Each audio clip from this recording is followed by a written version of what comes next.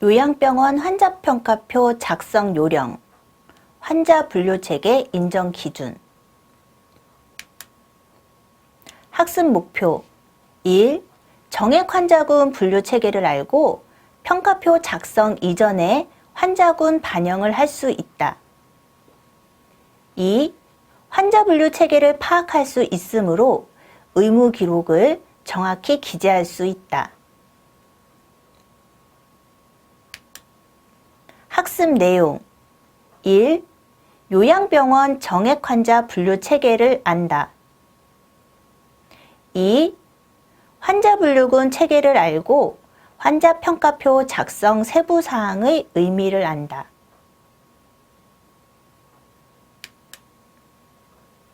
1. 환자 분류 체계 인정 기준.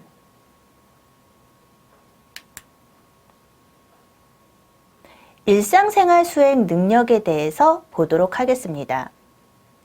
요양병원에서는 환자 평가표에서 일상생활 수행 능력 ADL이 매우 중요합니다. 저도 요양병원에서 환자 평가표, 요양병원에서 근무할 때는 이 환자에 대한 ADL에 대해서 매우 생각하고 올바르게 적용하려고 매우 노력하였습니다. 일상생활 수행 능력이라는 것은 일상생활을 할 수 있는 능력에 대해서 이 점수를 계산, 이 또한 환자평가표의 ADL의 측정 항목에서 4항목, 식사하기, 체위 변경하기, 옮겨앉기, 화장실 사용하기 등의 점수를 모두 합하여 삼정합니다. 물론 ADL에 대한 항목은 10가지이지만 10가지 중에서 4가지 항목, 식사하기, 체위 변경하기, 옮겨앉기, 화장실 사용하기가 점수에 반영된다라고 보시면 됩니다. 그렇다고 해서 ADL의 다른 항목에 대해서 중요하게 여기지 않거나 또한 4가지에 대한 부분만 의무 기록에 작성해서는 안 됩니다. 그럼 이 4가지에 대해서 특히 ADL에 대해서 항목을 점수를 평가한다라고 얘기하였는데요. 그러면 문항별 점수에 대해서 보도록 하겠습니다. 일상생활 수행 능력이 완전 자립, 완전히 독립적으로 잘한다고 하더라도 0점이 아닌 1점입니다. 또한 환자의 감독 필요 2점, 약간의 도움이 필요하다 3점, 상당한 도움 4점, 전적인 도움 5점. 물론 여기에서 행위 발생 안함도 5점에 해당이 됩니다.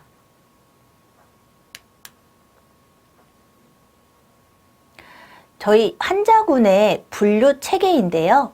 이 부분은 선생님들이 꼭 외워두시면 좋겠습니다. 대분류와 중분류에서 나누어지는 항목을 보게 되면 대분류는 임상적 특성 및 서비스 요구도입니다. 중분류인 경우에는 환자의 기능 상태 ADL인데요. 이렇게 대분류로 이루어지고 또한 이 대분류로 이루어진 이후에 중분류로 나누어진다라고 알고 계시면 되겠습니다. 그럼 대분류와 중분류를 살펴보도록 하겠습니다. 대분류는 7개와 중분류는 15개로 나누어집니다. 대분류는 의료 최고도, 의료 고도, 의료 중도, 문제행동군, 인지장애군, 의료 경도, 신체기능 저하군으로 대분류가 되며 또한 중분류에서 의료 최고도는 중환자실 수준의 의료적 서비스가 필요한 경우입니다. 이렇기 때문에 의료 최고도라고 하는 것은 뭔가 대분류에서 맨 위에 있고요. 어떤 수가도 가장 높다라고 알고 계시면 되겠습니다. 여기에서 카운트에 따라서 나누어지지만 이것은 그림을 보면서 제가 다시 설명을 드리도록 하겠습니다. 의료 고도인 경우에는 고도의 의료적 서비스가 필요한 경우이며 ADL이 17에서 20, ADL이 9에서 16, ADL이 4에서 8로 나누어집니다. 의료 중도에 대해서 보겠습니다. 의료 중도는 중증도 수준의 서비스가 필요한 경우인데요. ADL이 16에서 20, 9에서 15, ADL이 4에서 8로 중분류로 또 나누어집니다. 문제행동군에 대해서 보도록 하겠습니다. 문제행동군은 망상, 환각, 초조, 공격성, 배회 등의 문제행동이 있는 경우입니다. 이 경우가 있는 경우에는 의무기록에 작성이 돼야 되고 문제행동으로 분류가 됩니다. 다음에 인지장애군입니다. 분명한 인지장애가 있는 경우입니다. 이 경우에는 치매 환자의 경우 MMSE가 19점부터는 저희가 이하부터는 인지장애군으로 분류가 됩니다. 제가 지금 얘기 드리는 항목은 조금 더 자세히 하기 때문에 큰 내용으로만 치매 환자이고 MMSE가 19점 이하이다. 여기까지만 알아두시면 되겠습니다. 의료 경도에 대해서 보도록 하겠습니다. 의료 경도는 위의 군에 해당되지는 않지만 전문재활 서비스를 받는 경우입니다. ADL이 13에서 20, ADL이 6에서 12인 경우입니다. 신체기능 저하군에 대해서 보도록 하겠습니다. 신체기능 저하군은 위의 상태 어디에도 해당되지 않는 경우입니다. 신체기능 저하군은 대분류군에서도 맨 아래에 있으며 신체 기능은 위의 상태 어디에도 해당하지 않는 경우이고 입원하고 있는 환자이지만 신체 기능 저하로 분류된 환자는 입원이 아닌 외래 본인 부담률로 적용합니다. 이 부분은 매우 중요하기 때문에 뒤에서 다시 한번 또 말씀드리도록 하겠습니다. 의료 최고도를 살펴보도록 하겠습니다. 의료 최고도는 주 1, ADL이 11점 이상이면서 혼수, 체내출혈, 중심정맥력약, 인공호흡기 중에서 하나 이상에 해당하는 경우에 산정합니다.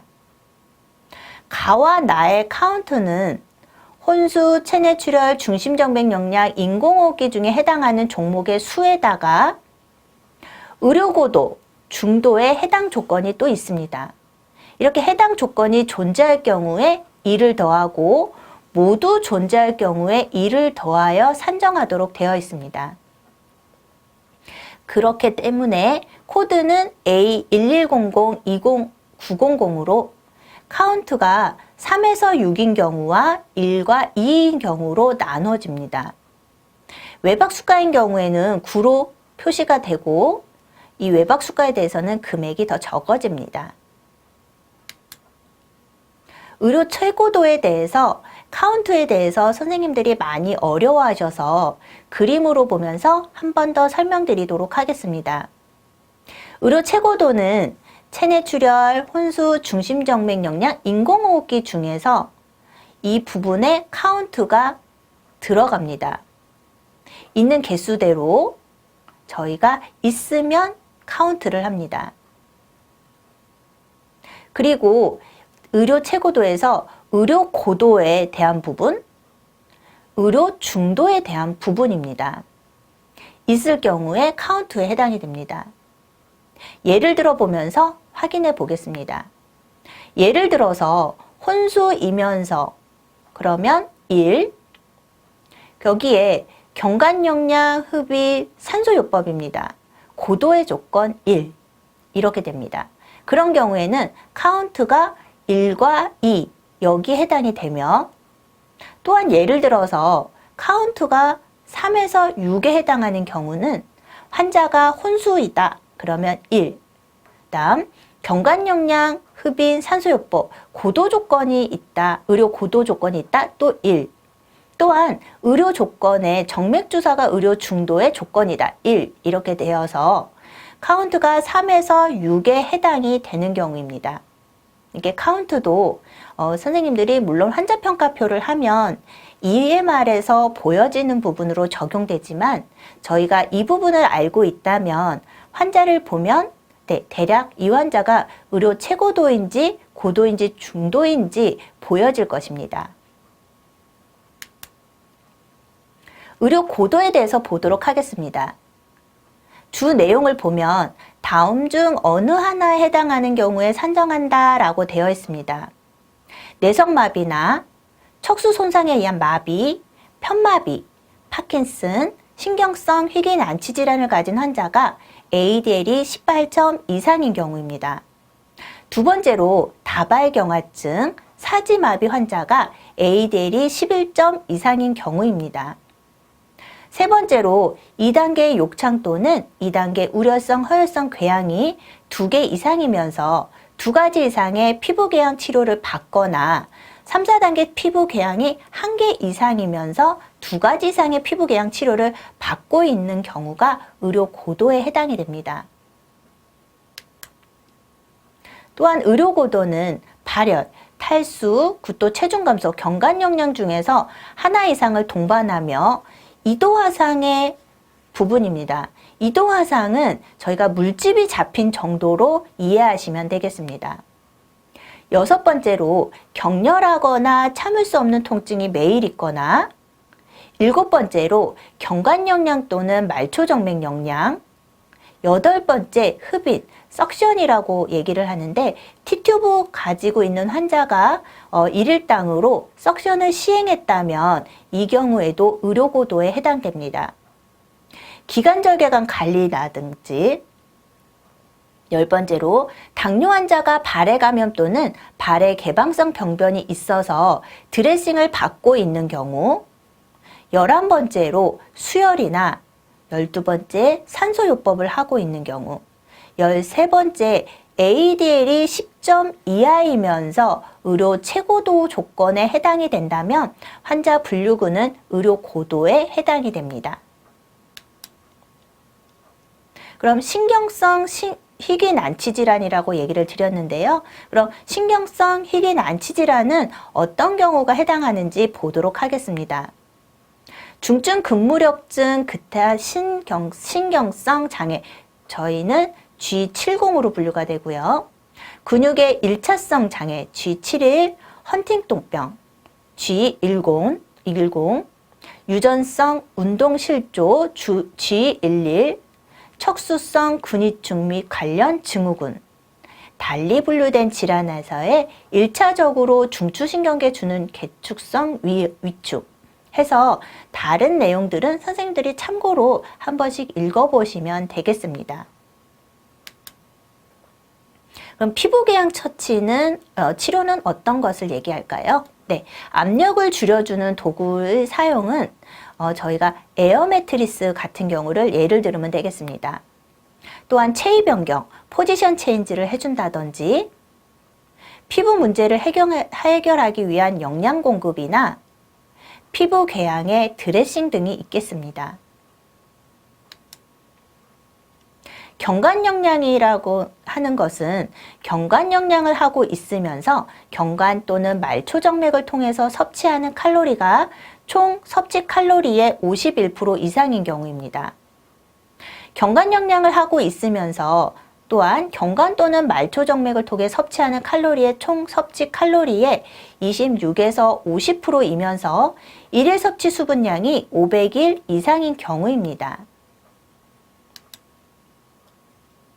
말초정맥 영양이라고 하는 것은 정맥 영양을 하고 있으면서 경관 또는 말초정맥을 통해 섭취하는 칼로리가 총 섭취 칼로리의 51% 이상이며, 정맥 영양을 하고 있으면서 경관 또는 말초정맥을 통해서 섭취하는 칼로리가 총 섭취 칼로리의 26에서 50%이면서 일일 섭취 수분량이 500일 이상인 경우를 해당합니다. 의료 고도에 대해서 보면 A2로 분류가 되고요. 여기에서 분류의 ADL에 따라서 분류가 나누어집니다.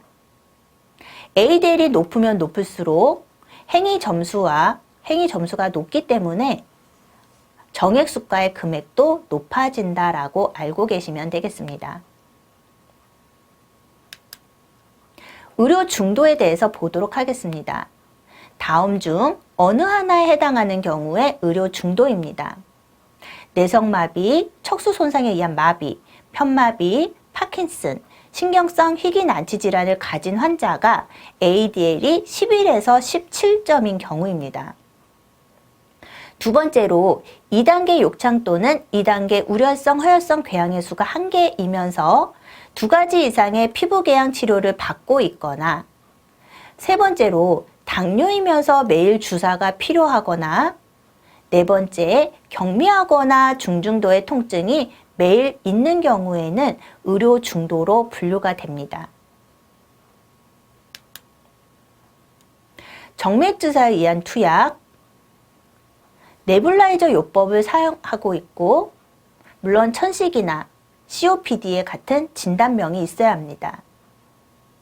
7번에 수술 창상이 있으면서 이에 대한 치료를 받거나 개방 창상이 있으면서 이에 대한 드레싱을 받고 있는 경우입니다.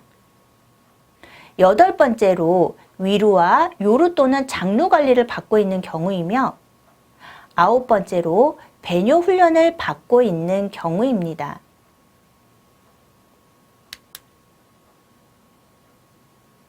주 2에서 신경성 희귀난치 질환의 범위는 의료 고도의 2의 기준과 동일하게 적용되며, 피부궤양 치료는 의료 고도 주 3의 기준과 동일하게 적용된다는 것을 알고 계시면 되겠습니다.